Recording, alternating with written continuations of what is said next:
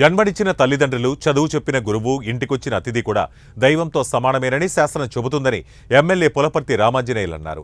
స్వర్గీయ బొండాడ సుబ్బారావు దశమ వర్ధంతి సందర్భంగా స్థానిక త్యాగరాజ భవనంలో బొండాడ వెంకటేశ్వరరావు, బొండా కిషోర్ కుటుంబ సభ్యుల ఆధ్వర్యంలో 3 రోజుల పాటు జరిగే పద్మశ్రీ గరికపాటి నరసింహారావు శ్రవణకుమారుని కథపై ప్రవచన కార్యక్రమాన్ని నిర్వహించారు. ముందుగా గరికపాటి, ఎమ్మెల్యే అంజిబాబు జ్యోతి ప్రజ్వలన చేశారు. ఈ సందర్భంగా ఎమ్మెల్యే అంజిబాబు మాట్లాడుతూ కంటికి కనిపించే ప్రత్యక్ష దైవాలైన తల్లిదండ్రులను బాగా చూసుకుంటే కంటికి కనిపించని దైవం తప్పకుండా హర్షిస్తాడని అన్నారు.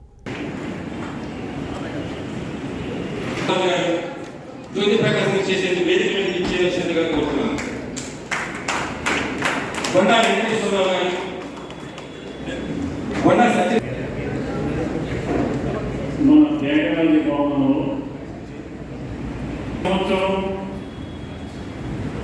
ప్రతిరోజు ఏదో ఆధ్యాత్మిక కార్యక్రమం జరిగే పట్టణం మన భీమవరం పట్టణం.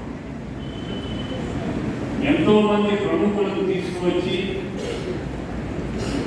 వారితో ప్రవచనం చేయించి మన భీమవరం వాసులు సుఖ సంతోషాలతో ఉంటున్నారు.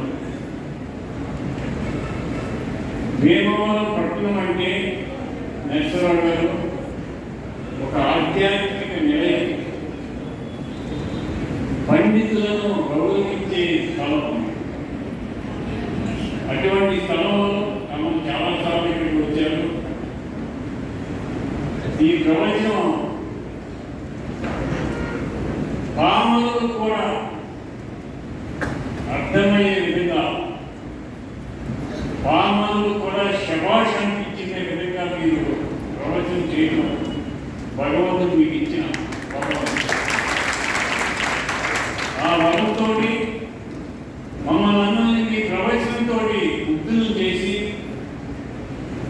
బుద్ధులు చేయడమే కాకుండా మమ్మల్ని సన్మార్గంలో నడిపించడానికి బాట వేస్తున్నారు.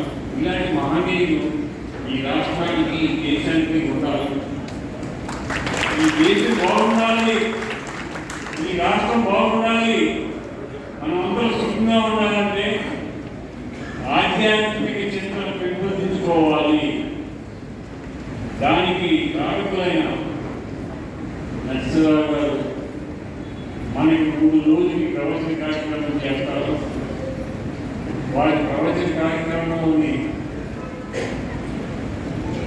దాంట్లో ఆయన మాట్లాడిన దాంట్లో నిజాలు తెలుసుకొని మనమందరం కూడా సత్మార్గంలో నడవడానికి, మంచి మార్గంలో నడవడానికి దయ, ప్రేమ, కరుణ కలిగి పేదవాళ్ళని ఆదరిస్తూ, పేదవాళ్ళని గౌరవ మనమందరం కూడా ముందుకు సాగుదాం.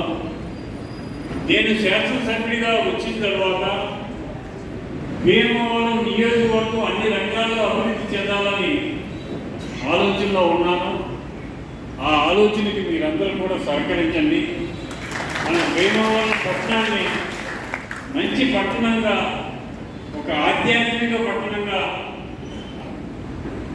ఒక పచ్చని పట్టణంగా, ఒక పరిశుభ్రమైన పట్టణంగా తయారు చేద్దాం. దానికోసం మీరందరూ కూడా సహకరించాలని, దానిలో మంచి గ్రహించి మనం 10 మందికి అందించి ఆ మంచిని